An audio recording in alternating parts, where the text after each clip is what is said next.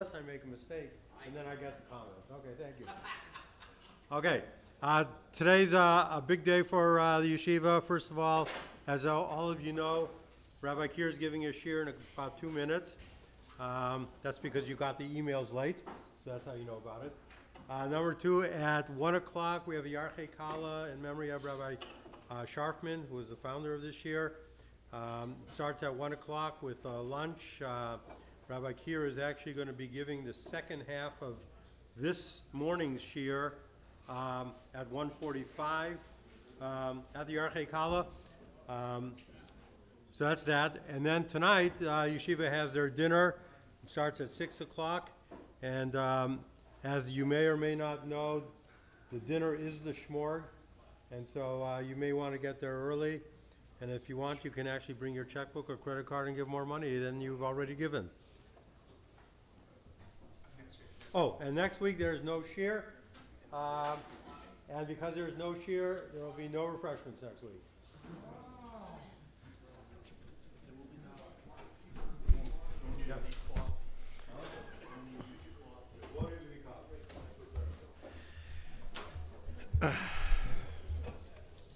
Good morning. I'd like to thank everybody for coming far and wide. So today's shiur should not reflect on any upcoming weddings. It's called the Sfashkinaz Shidduch.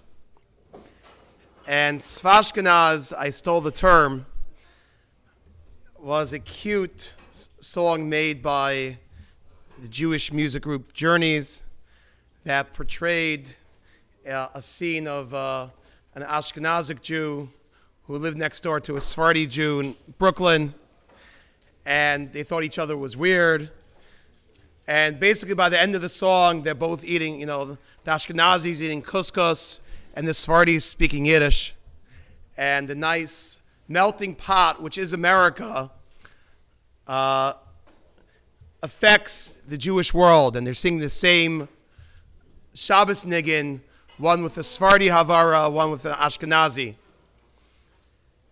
And really that song typifies where we are in Gullus, where we are in the Jewish world today. What used to be decades ago, centuries ago, where we had separate Jewish communities, separate minhagim, and the world was a big place. Since that time, the world has shrunk. People travel everywhere and anywhere. There isn't such a thing anymore as an exotic minhag. You could find everything on the computer. And there is a melting pot true also in the Jewish world. And with that, shilas of what we call today the Sfashkinaz Shidduch, a happy union of Ashkenaz and Sfard, is something which is quite normal. We have many cases of people, an Ashkenazi man marries a Sephardic woman, or vice versa, a Sephardic man can marry an Ashkenazi woman. You don't even have to get that bold. You have people that have minhagim. You have a German Jew who marries a Russian Jew. Different minhagim. An American marries an Israeli. So many different scenarios that come up through the process of marriage. And what we would like to explore today is what customs, what minhagim, what halachos, what even the nusach of davening do spouses do in a marriage which is, I guess you call a mixed marriage.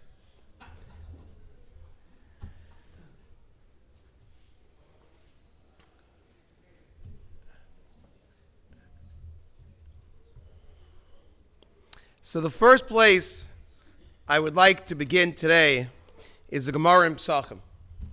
There's a Gemara in Psachim and Daf Nunam and Beis. You can find it in the top left corner of your sheets. It says like this. B'nei Baishan, I guess that was the family name.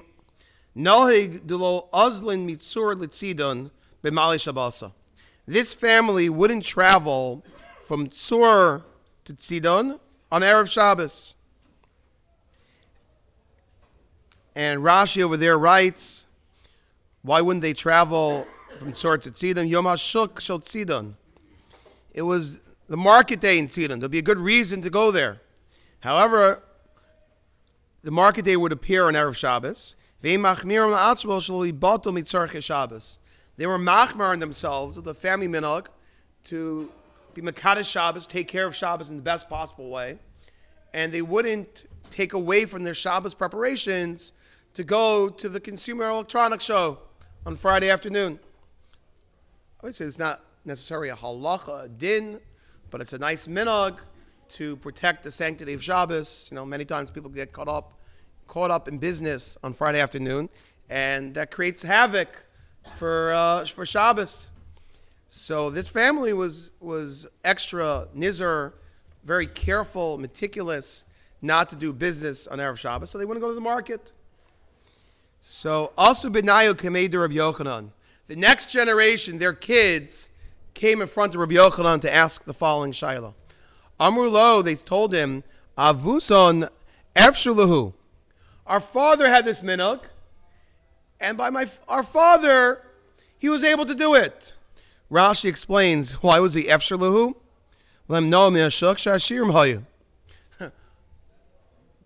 Daddy had dough. My father did very, very well. And that's why, look, he was able to refrain from doing business on Friday. But our business is not going so well. We need it.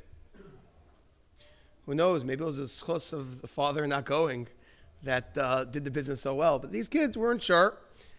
And they asked the Shiloh, what should we do?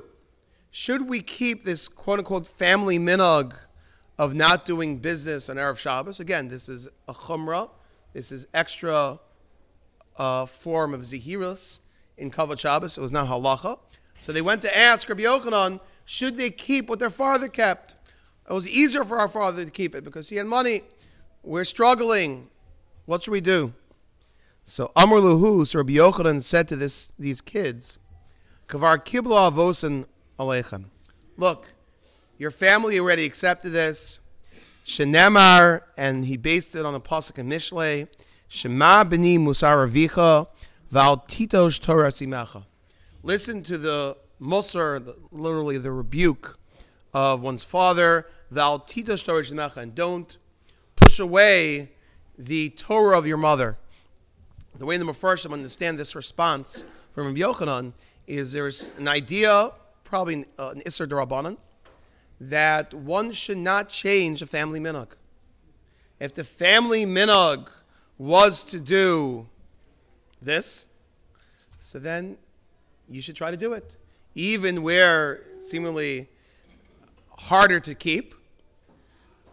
An important halach, an important idea is Shema b'ni musar avicha, v'al titosh Torah simecha. Torah simecha is referring to minhagim. So one should try to the best of one's abilities to keep family minhagim. And that was the psak that Rabbi Yochanan gave them. So I think this is a good introduction today when we're going to talk about minhagim, what to keep. The default setting is you try to keep family minhagim. In part 2 of today's share, I'll deal with more on this topic the Gemara is talking about, kids following in their parents' minhagim. But part 1, I'm dealing with the Sfashkinaz Shidduch, the husband and the wife. So definitely you see the starting point is everyone should keep their minhagim. But what happens when someone gets married? A wife had these minhagim, husband has minhagim. What happens when they get married? So this issue was first dealt with seemingly by the Shal Shuvas Tashbats. And he has a very clear tshuva. We'll read it inside. And definitely the halacha that Tashbats Paskins, and we'll see a bit later, Moshe Feinstein does the same way. It has become common practice that a wife adapts the minhagim of her husband. That a wife follows. I wouldn't say the same way she takes her husband's name. Nowadays you have hyphenated names. But a wife takes upon her husband's minhagim. That is what the Tashbats comes out, and we'll see soon through the generations, other poskim have said the same. If you look on the bottom of your sheets, Tashbats writes the following. I'm reading from 4 lines from the bottom. Ein safek, there's no doubt. She'isha hi nechlelas im bayla b'chol chiyuvim. A wife should go after her husband in terms of all halacha. Te'ishlo kegufo b'chol hadvarim. A wife is like oneself in all matters. V'niftara mikhilas be'savia. And she is exempt from keeping the minhagim, the community, the congregation of her parents, her father's house. V'davar zeh milsa debshitahi. Tashbat says very strong words. This is totally simple, totally logical. Ve'ein bo safek. I'm sure about this. Why? How could you have 2 people sitting at the same table eating different food? What's usher to one is going to be mutter to the other? Can't have such a thing. Impossible. So Tashbats over here is putting down 2 arguments. Firstly, he's saying the halacha has to be that the wife keeps the husband's minhagim. Has to be. Because what else is going to be? She'll do her thing, he'll do his thing. What she's eating is usher to the husband. Or in other cases, what the husband's eating is usher to the wife. That doesn't make any sense. No wife wants to make 2 dinners. Let alone a dinner where the husband can't eat her leftovers. Right? Have to throw it out. Sorry, it's usher to you.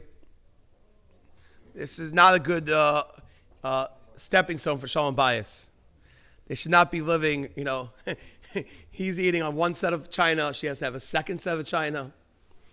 Not healthy for a marriage. Tashbats was a smart man. He's like, it's pashut, this is not what the Torah wanted. It's pashut, the wife should adapt the husband's minhagim. And he gives a reasoning for it.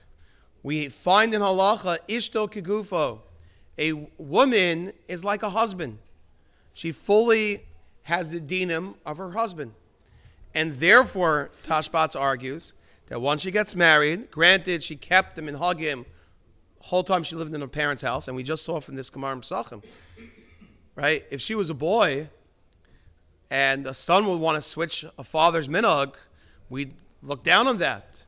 Al tito shorisimacha, you're supposed to keep minhagim. But since she's getting married, she would not continue those minhagim. She would stop and take upon herself the minhagim of her husband. One interesting shayla that does come up is, and that's the next paragraph the Tashbats deals with. What happens, chas v'sholom, if she's widowed? What happens then? If she's keeping the minhagim because ishto kegufo, okay, but the husband passed away, he's no longer here, do you still keep those minhagim? So the Tashbats writes in the second column, the last paragraph, V'nira shem yeshlo zerim menu, if they have children, tisharim zera b'chlal chiyuvim tikun asam, then just like your child, you should keep your husband's minhagim. However, v'im ein lo zerim menu, if they never had children, tashuv l'beis, then halakhically she would go back to her father's home. And really in halacha you have precedents for this.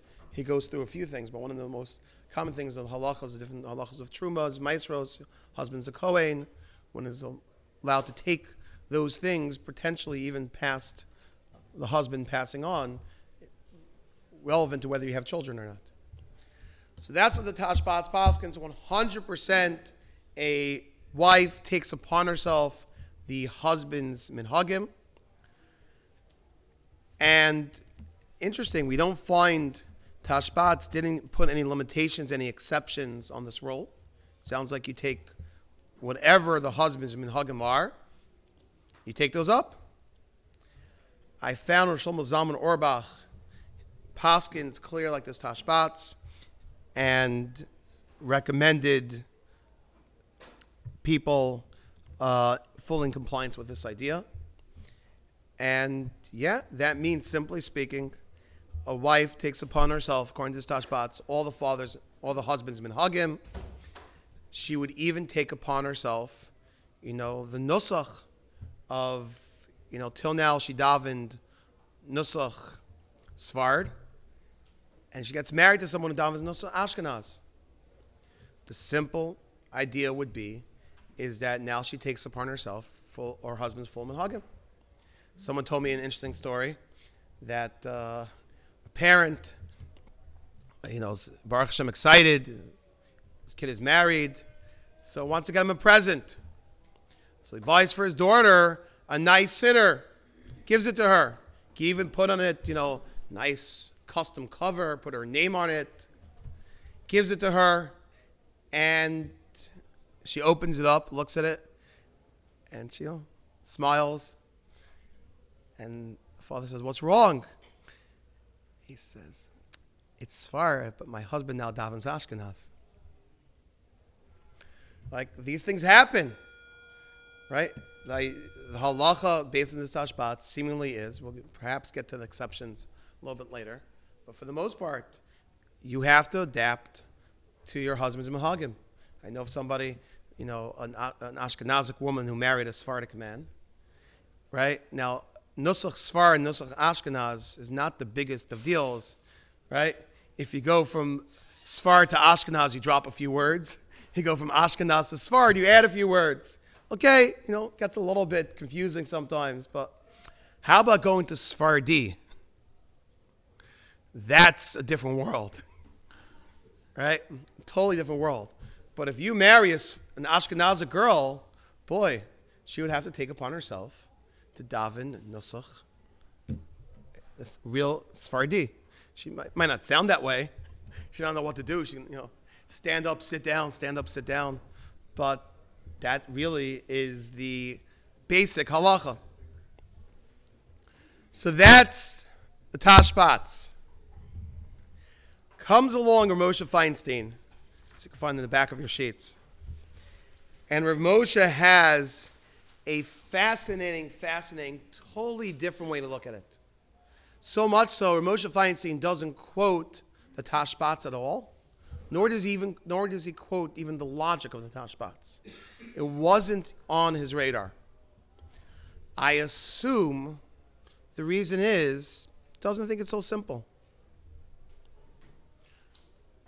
Ishto kigufo, that concept we only find in halacha, the Gemara talks about in terms of Hilchos Eidos. Ishto kigufo. Okay, in halacha you find it, different areas, right? We talked about in Hilchos Chanukah, right? A wife doesn't light Ishto kigufo. Okay, yeah, it's definitely found. But does that mean she has to take all of her husband's customs?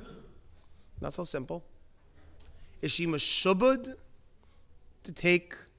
She's meshubad to take care of her husband and do things for her husband. Does that mean she has to daven the same way that he davens? Rav Moshe does not bring that as a precedent. Seemingly, he argues fully on that concept. Rav Moshe, though, brings, and you need to, this is a Rav Moshe type idea. Rav Moshe had an amazing ability to have in front of him Kol Torah Kula, and to make applications where you may not necessarily see it. There are halachas in terms of a person moving towns. We know back in the day, towns had minhagim. What would be if a person moves. And this is quite nogea, there are situations like this, right? You grew up in Germany, right? So you kept all what you call Yekasham and Hagim. And then your family moved to Amsterdam. So I was about ready for someone to hit me on that one. Wrong A, you moved to Australia. How you like that one? Better. Amsterdam, I also wasn't sure. Do they keep full? Do they keep full? Huh? Yeah, so that's not exactly the same as Yaakov, right? Germans wait 3 hours, right, between milk and meat. So Amsterdam, I knew Dutch, right, was a little different, but wasn't exactly the same. That's the little first one I picked. So if you don't like it, I'll switch to Australia. But there are different minhagim. So the halach in Shulchan Aruch, and it appears in 2 places. In Orach Chaim, this comes up in Hilchas Pesach about minhagim of Erev Pesach, Taf Samach Ches in Orach Chaim, and in Yerodea it appears as in Reish Yud where, in fact, maybe I'm sorry, maybe people turn to the back of the sheet. I'll go back to the front. In the middle of the page, it has the Shulchan Aruch Yerodea Siman Reish Yud Kabbalas Harabim. If the whole community accepted something, Chol Aleim V'Al Zaram, that's an acceptance which affects them and affects their children. It's a minhag now that affects generations. V'Afil B'Dvarim Shelo Kibul Aleim B'nei Ha'ir B'Haskama El Shenagol Kein Mi'atzmam Lasas Geder V'Syagotor. Even if these things weren't a democratic vote, but the Rabbanim felt this is the right thing to do to protect something. So look, if you live in that city, that's what the Rav paskind. That's accepted upon you and your kids. You're coming from Germany to Australia, to Amsterdam, wherever you want. Here, once you move, you're like the people of the city.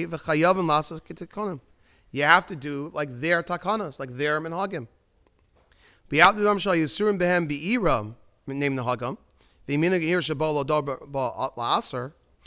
Let's say you started off frummer, quote unquote, right? In your city, this was aser, but now you move to another city and this is permitted.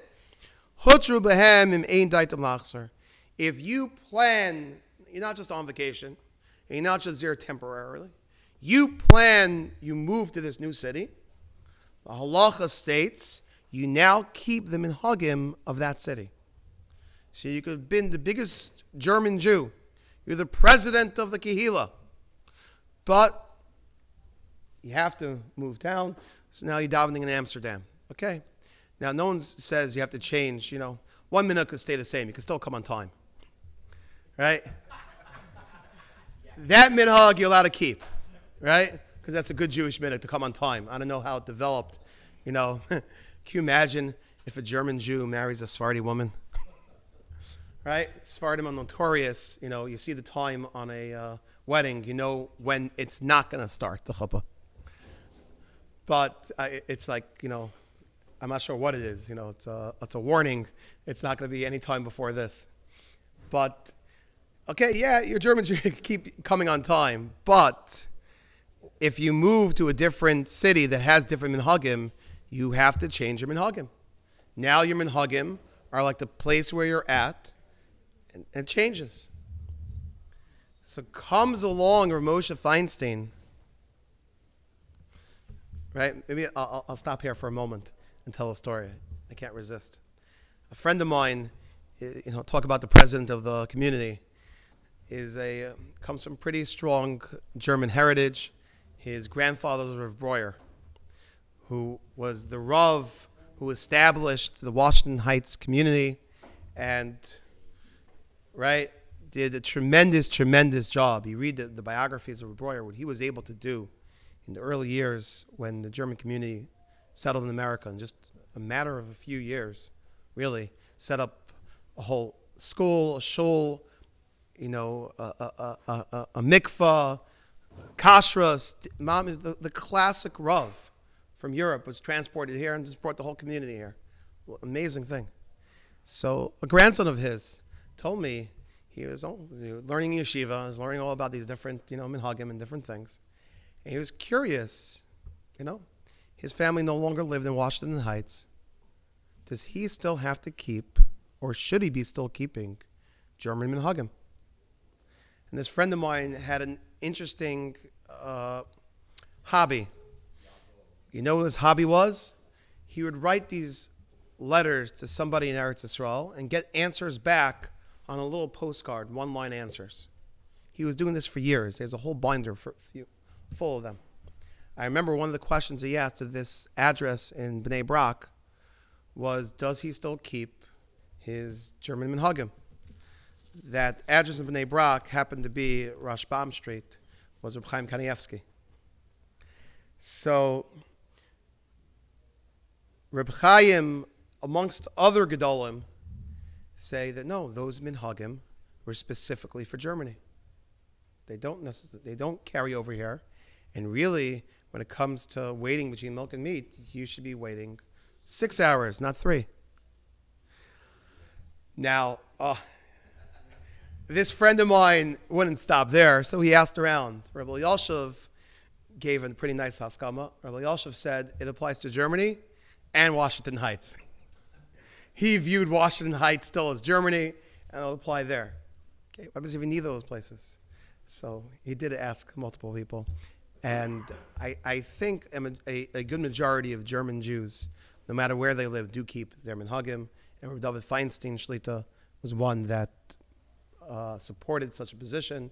Yeah, the one could keep those minhagim wherever you are. And I assume this is not specifically, though German Jews have a very, very strong lineage, but there are other minhagim through the ages. We brought up Amsterdam. I know of a minhag that waits 4 hours. You know of minhagim waiting into the 6th hour. So, Lamaisa, there are poskim who will tell you if that's what your family has done, that's something you keep. So it doesn't matter if you move to a different place, and especially America. Rav Moshe Feinstein has the tshuva right after the one we're about to read, writes that it's one thing if you go from one community to another community where the second community has a clear minhag. But what about a place where there is no minhag? And Rav Moshe's description of a place that has no minhag is New York. Right? The center of the melting pot. The Lower East Side, forget about it, right? So there, he says, you don't have to, what minhag are you adapting? Everyone's doing it. Go down any block. There's 3 different types of shuls, and restaurants. The whole town is a smorgasbord. Right? Come over to that one. So,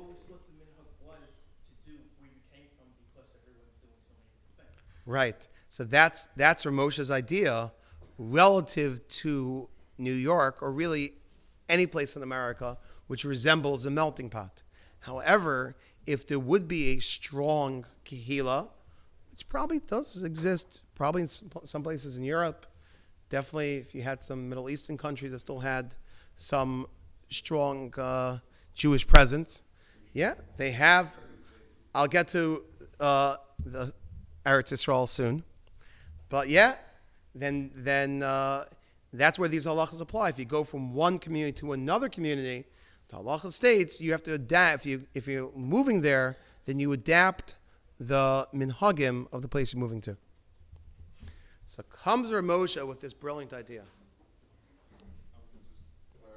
Yes. Moving to a place like New York, you're saying follow. If years ago you came out of Europe and you moved to, if you came from Europe, right, in the 1950s to America, and you settled in New York, and there's everything going on there, you even though you're settling there, there is no active minhag in New York, so you should keep your family's minhagim from Europe. Now, there are other questions you can deal with today. What happens if a person doesn't know their family minhagim? They've been here in America for X amount of years, and, earlier generations were not necessarily observant, and so that gets tricky. Really, it's great if a person could track down his family lineage and his family minhagim to go back and do that. But yeah, Poskim Tol Gal, Shlomo Zalman spells this out. Person became a Baal Tshuva. One is allowed to keep whichever minhagim he became accustomed to. You a Baal Tshuva and the Rav, the yeshiva that that you became acquainted with does Nusach Ashkanazi. 100%. You could keep those minhagim. There was an example in North Miami Beach. A fellow was a Baal Tshuva, he was Ashkanazi, and he married a Sefardi woman. And he said to the rabbi, what minhagim do I follow? He said, you take on your wives, but you never had any. Interesting. Right? Right? That would be a good trivia question. Where would you have a case of a husband taking his wife's minhagim? So you just gave a very good case.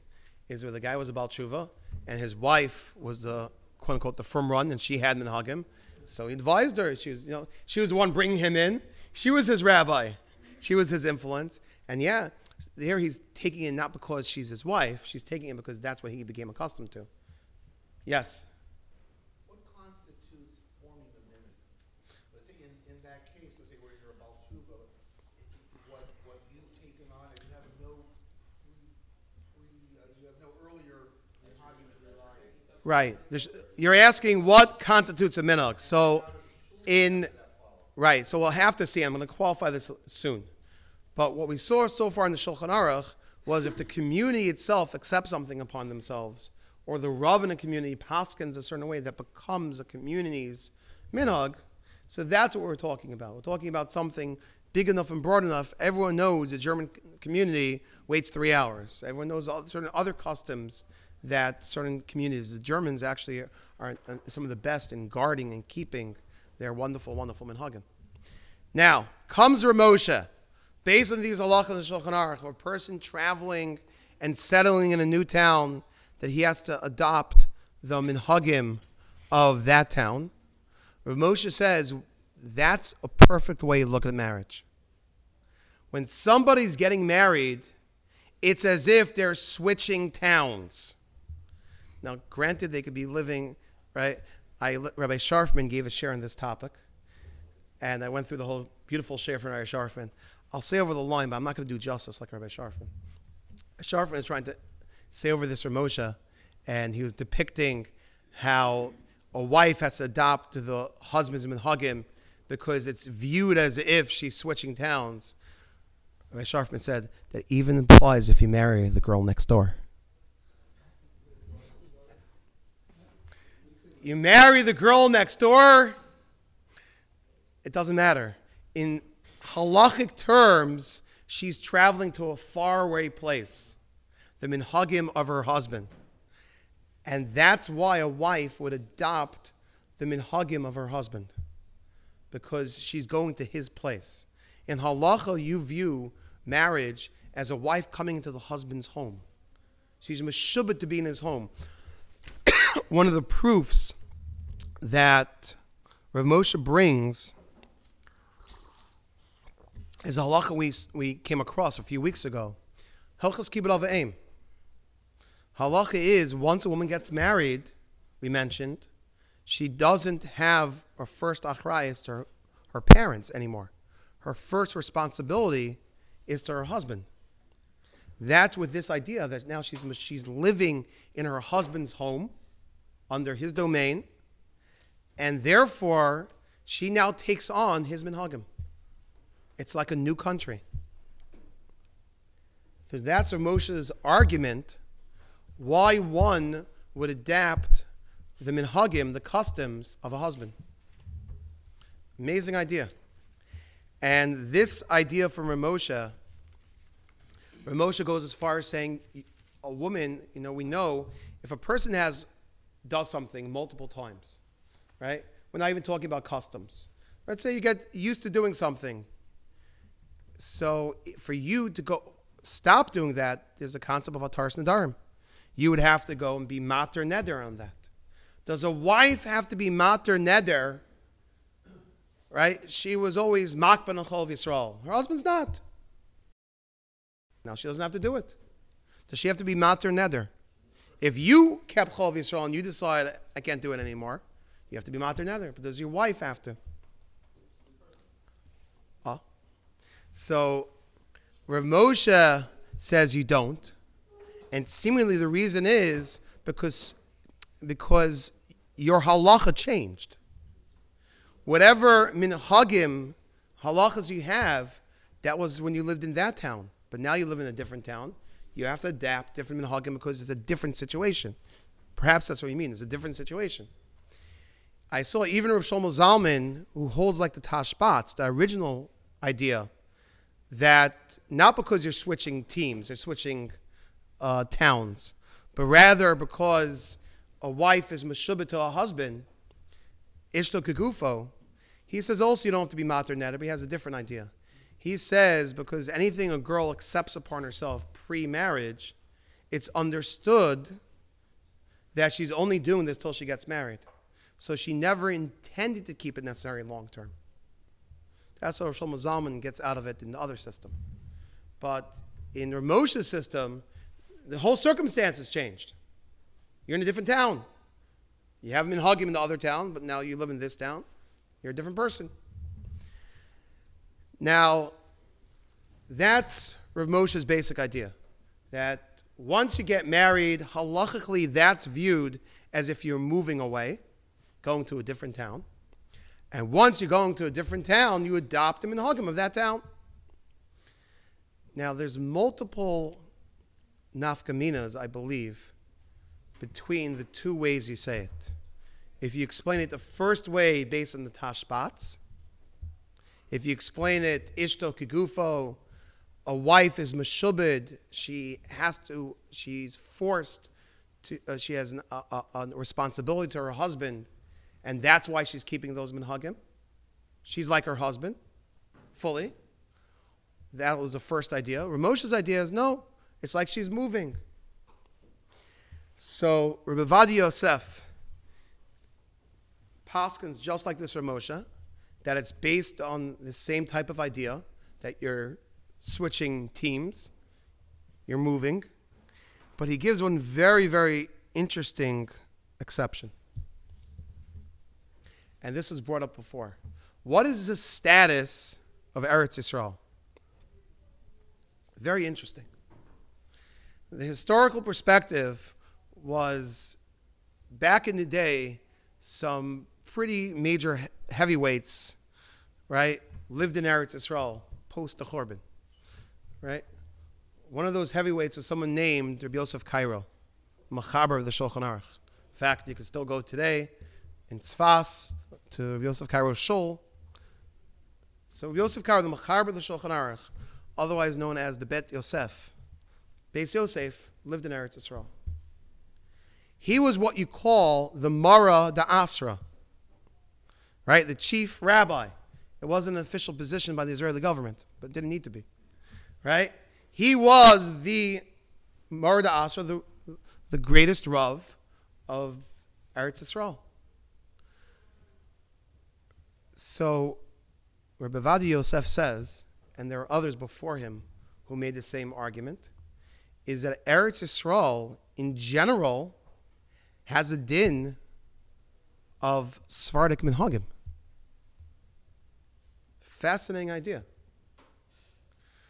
Eretz Yisrael, who is the Mara da Asra of Eretz Yisrael? Yosef Cairo. So Sephardic minhagim have a certain precedence. Now, Rabbi Vadi admits he's saying that for generally in Eretz Yisrael. In Yerushalayim, he wouldn't say that necessarily. Because in Yerushalayim, you had Talmidim of the Gra. Talmidim of the Gra came to Eretz Yisrael, and they established minhagim based on the Gra. I'll tell you one particular minhag, which affected me many times when I was in Eretz Yisrael. My family minhag is to wear tefillin on Chol Moed. So every year, depending where I am, some communities, I get a front row seat. The other ones I'm banished behind the mechitza upstairs in a side room. Now I know how women feel, or Sfardim sometimes, I don't know. But I was banished because I wanted to wear tefillin. In Eretz Yisrael, it's even worse. Eretz Yisrael, you are not allowed to wear tefillin on Chol Moed in any public place.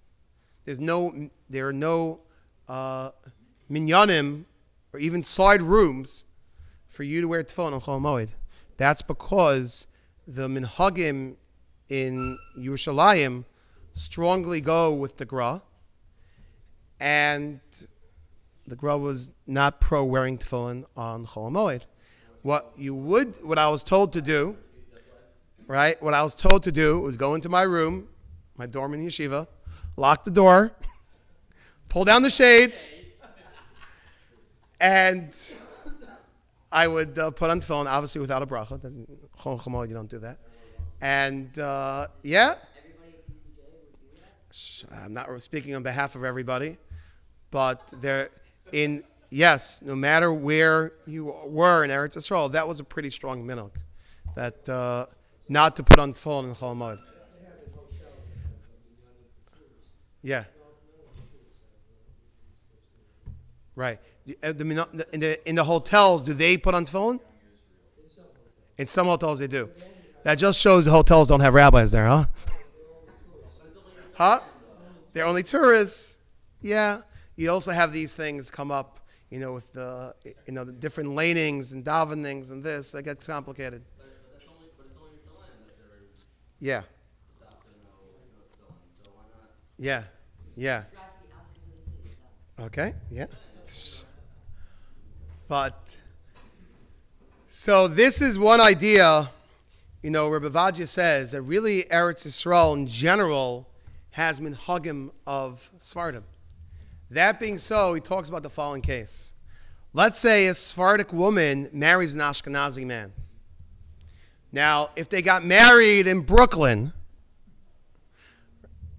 Pashib Shat, the Sfardi says bye-bye to Lachmaji, bye-bye to whatever Sephardic customs she had. She now adopts couscous and gefilte fish. Right? That's it. Yeah. No Moroccan fish. She now becomes an Ashkanazi. But that's only in Chutz La'aretz. If this same couple, Ravaja says, lived in Eretz Yisrael, let's say they live in Haifa, right? Even better in Tzfaz. He says, what right does she have? Listen to this lumdus.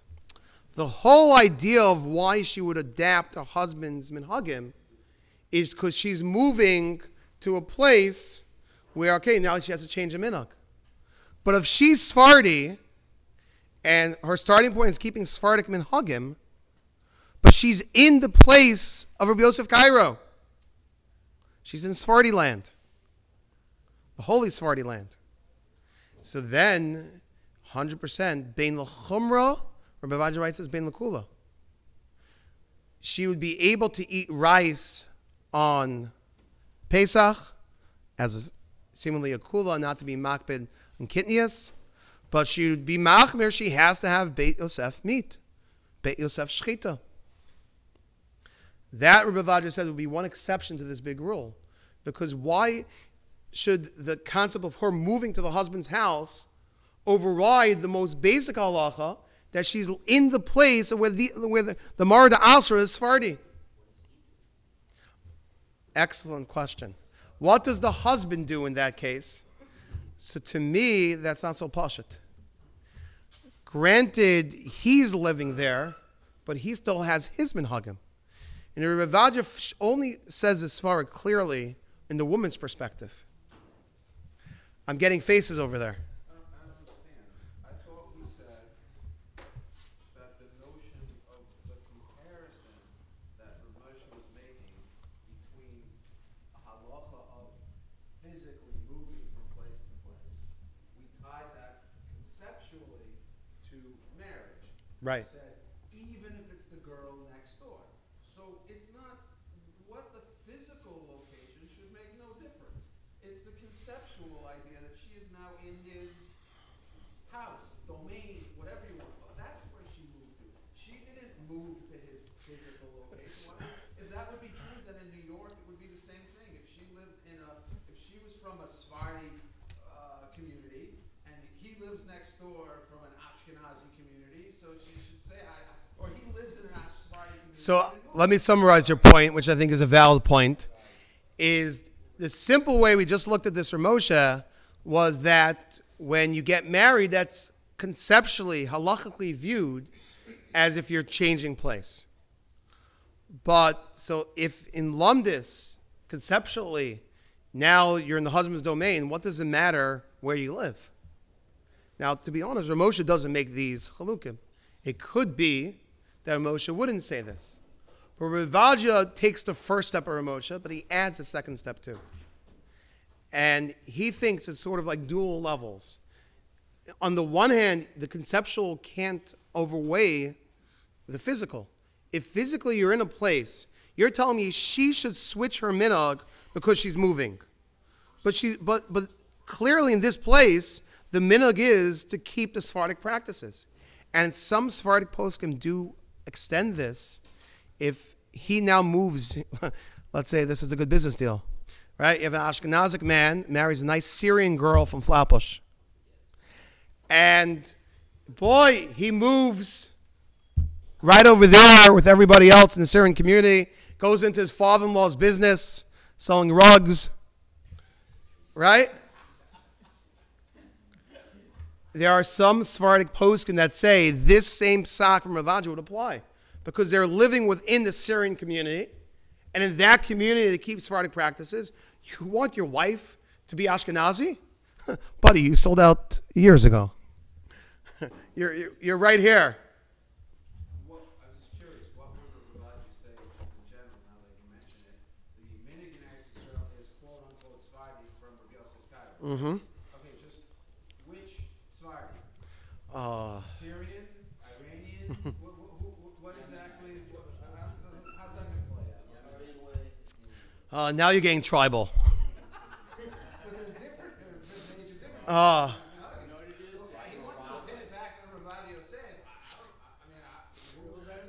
I see one thing. You're not interested in taking the Sephardic tour of Israel next time you go, huh? But this is a psak from Rabbi Yosef, which is clearly stated in multiple of the Sfarim, that Rabbi Vaja would say that one exception to this rule is if they're living in Israel, or perhaps some poskim take Rabbi Vaja's psak, they're living within a Sephardic community, then the wife would not have to change her minhagim, but brought up well, I'm not sure that would also force the husband necessarily to adapt those, unless you fully view it himself as if he's moving to a different community. Not so simple. A second topic, hold on. A second topic. And one last line to say about this. This is not just something Rabbi Yosef came up with. I found brought down, now maybe you'll tell me it's not approved because I found it in a Sephardic Sefer. But supposedly, Rabbi Yosef Chaim Sonnenfeld, the earliest tzaddikim of, I guess you call the old yeshiva of Yerushalayim, of Eretz Yisrael, as well as Israel Zalman Meltzer, both advised their family that when they moved from Europe to Israel, that they should be careful not to go against psakim from the Mechaber of the Shulchan Aruch. And they actually switched some of the things the family did to comply with the Mechaber of Yosef Cairo. So it's not just a Sephardic psak that Rabbi Vaja is saying. Seemingly, Yosef Chaim Sonnenfeld and Mr. Zalman Meltzer, full red-blooded Ashkanazim, also felt such a thing, that they're in the place of the Beis Yosef. They would have to keep those. Now hold on, I want to get to one more ramification of this psak from Moshe and Rabbi Vaja, that it's viewed as if you're switching towns, is that Rabbi Vaja brings up, and Moshe doesn't spell this out, but this is something I assume Moshe would agree to, is you find in Shulchan Aruch, that halacha we talked about, when you're switching cities, now you have to adopt the minhagim of that city. Does that apply to all minhagim? So the poskim in Shulchan Aruch bring down, there might be a difference. There might be a difference between something which is a big minhag for generations adopted by that community, or something which is a flimsy thing which just came about recently.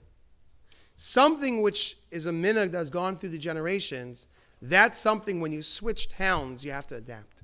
But something which is a newer thing that was taken upon themselves, that not necessarily one has to do. And the application by marriage, Ravaja says, is if, let's say, Kitnius is a perfect example. Kitnius, not to eat rice and other things on Pesach, so that has been going on for generations. So that's something, again, putting aside Eretz Yisrael, Ravaja's last step, right? That's something with your Ashkanazi and Sfashkinaz, depending on who the husband is, you would switch that. What happens if it's a personal chumrah? The husband waits 72 minutes after Shabbos. Does the wife have to adopt that? The husband's makbid and chol Yisrael. Does the wife have to do that? The husband's machmer, he doesn't use an erev. Does the wife have to do that? Zakta Ravaja, no. She doesn't.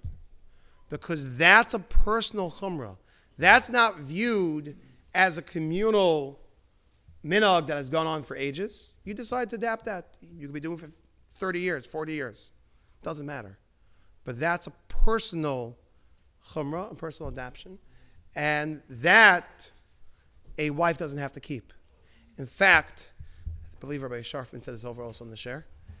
Right? It's been reported that Rebbe Feinstein, Moshe, of course, was the one who wrote the whole tshuva permitting fully Chalav Yisrael, not that even non-Chalav Yisrael milk, quote unquote, here in America, is 100% mutter, really has a din of Chalav Yisrael.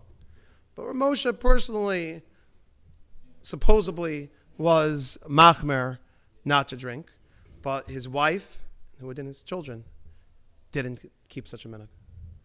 So that's a perfect example of something which is a chumrah, which is not necessarily binding for the wife, perhaps even the children. What if it's Medina? If something, Well, you say it's Medina, and they say one side says it's Medina, and the other side says okay, so that's tricky, right? But I saw like an Erev brought down. See the Shidduch, right? So Right. They hold Chalav Yisrael that's not a chumrah, that's not a minhag. They hold very, very strongly for a number of Yeah. years now. So that would be. Yeah, so that's why I would say, really, this area, this is the importance of having clarity in halacha. Is in the world today, there's so many people, Chalav Yisrael is like on the same plateau as Chol Shabbos. Like, you have to know the basics in halacha. What is a chiyuv? What is a chumrah? What is a deraisa? What's a derabanan? Knowing clarity in halacha, not just knowing asr, mutter, everything is this, because there are many differences, halachic differences that come about what the nature of something is. So if something's a chumrah, that's something which, within these halachas of a woman adapting her husband's minhagim, it might depend. Now, this is all, I'll point out, this is all within the system of Ramosha, where the wife is picking up the husband's customs because she's, quote unquote, moving town. But what about, according to the first idea, ishto kigufo? A wife is like a husband, meshubah to him. Lav dafka, there are these exceptions. A wife is like a husband. He keeps Chalav Yisrael. She should keep Chalav Yisrael. He waits 72 minutes. She should keep ishto kigufo. What's the difference? It's only perhaps in Ramosha and Ravaja's world where it's based on a traveling person, a person changing locales. They're in that halacha. There's a precedent that it only applies to certain minhagim, not to everything. So there, perhaps, we have these differences. But if you went with that original idea of the tashbats, one wouldn't. So, I'd like to touch on one more area just to clarify. The issue I brought up before about a wife taking on husband's minhagim. So, I'll tell you two cute stories. One story involves, with nusach hatefillah, that's a very tricky thing. You know, somebody who's used to davening a certain way, it's very hard to switch. Really, any custom is hard to switch, but especially something you do multiple times a day. You're used to saying that for so many years, and now all of a sudden I'm going to switch. You know, especially, you know, let's say a Zivik Sheni. So the girl grew up davening Ashkanaz. For years she davened Ashkanaz. In her second marriage, later in life, she married someone who davens Nusach Sfard. After 60 years, she's going to switch. So there are poskim that talk about, I found this by Rav Henkin, who we mentioned a few weeks ago. Rav Henkin says that really the Nusach Ashkanaz to Nusach Sfar, not Sfardi. He says those lav dafka are considered very strong minhagim between the two. And he has an interesting proof. He said, how were the original Hasid? Everyone started off davening Ashkenaz. How did the Sfardim end up davening Nusach Sfard? They switched. How'd they switch? The original Hasidim, how'd they switch? Because it wasn't so much of a switch. To go between Nusachs, not such a big deal. I found others who are much stronger about that. But especially if the husband would be mochel, the husband allows the wife to do that, then by all means she could. Because davening is something associated with the heart, and it's very hard for a person to switch that. And it's an important thing for people to have in mind, discussing with a potential wife, you know, what to do. You know, it's important. I'll tell you another cute story. So, my in-laws say when they got engaged, each one was excited about coming to the other one's family. My father-in-law was excited marrying my mother-in-law because she had a great set of nach. She was very into nach. He had just a regular set of nach, but she had a nach with the malbim. So once they were getting married, you know, he's going to get access to her svarim, so he was going to get a nach with the malbim. But I think my mother-in-law got the better of the deal. My father-in-law his family minhag is from some Polish town not far outside of Germany. So they wait only 4 hours between milk and meat. My mother-in-law, meat and milk. My mother-in-law came from a family that waited 6. So when she got married, she went from waiting 6 hours to only 4 hours. I hate to tell it, but my wife got the short end of it. When she got married, it was back up to 6. She was trying to explain to me there's a certain joy when you eat a fleshik meal before you go to bed to have a nice ice cream cone. All works out in the schedule. So what you see from here is Baruch Hashem, Judaism is rich, all different communities with their own minhagim, their own, you know, this coming up week's parsha, we have the Bnei Yisrael going through the Yam Suf, where they each went shevet by shevet with their own flag. Everyone has their customs, their minhagim, which make them different, make them special. Tribalism has a milah too. And obviously, in a boy, a child keeping a parent's minhag is an important thing. Al tita shtar simecha, a person should hold on to minhagim. At the same time, when talking about a marriage and the fusing of two families together, so these things could be potential issues. But the general halakhic concept is a wife follows the husband, keeps minhagim, and in that way, when there's unity in the home, it's good for the kids too. And if you want to hear more about kids and families, tune in for part 2 later today. Thank you very much for listening. Have a wonderful week.